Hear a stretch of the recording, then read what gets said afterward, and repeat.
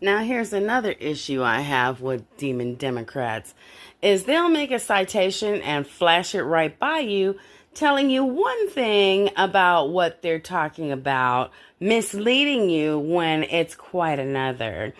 They're sitting here trying to vilify the fact that President Trump wants to end all these wars, and he's ended many wars already. Other countries are having him, the Congo, for example.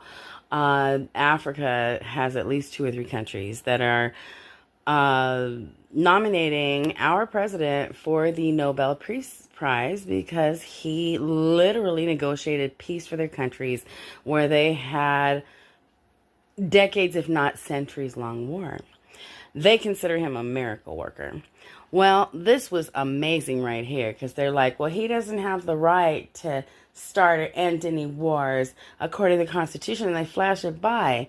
And if you stop it, it says quite clearly the president shall have power by and with the advice and consent of the Senate to make treaties, provided two-thirds of the senators present or concur.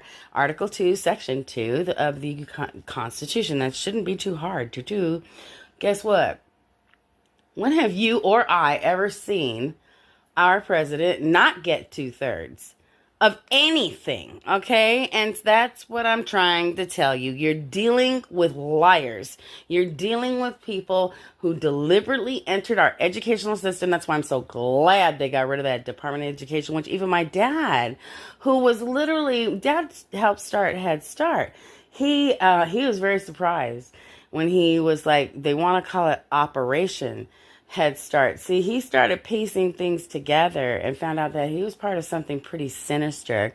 And he did eventually turn his back on it completely. This is a man who was one of the chief initiators of the Black Caucus, Rainbow Coalition. They made a joke about it because our family is like the Rainbow Coalition. That's what Dad used to joke about. Our family was entitled by Dad the Rainbow Coalition.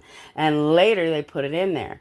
By the way, they're using the rainbow against you guys because God promised not to destroy the earth again by water.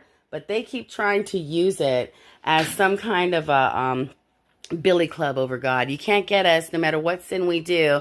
Ha ha ha. You made a promise you can't get out of. Nope, that's the Luciferian side where you get into pacts, where you get into raw deals, where you can't trust the other side. Well, guess what? Or you're not, that's the point, is their opposition. But remember, God loves you, and so do I.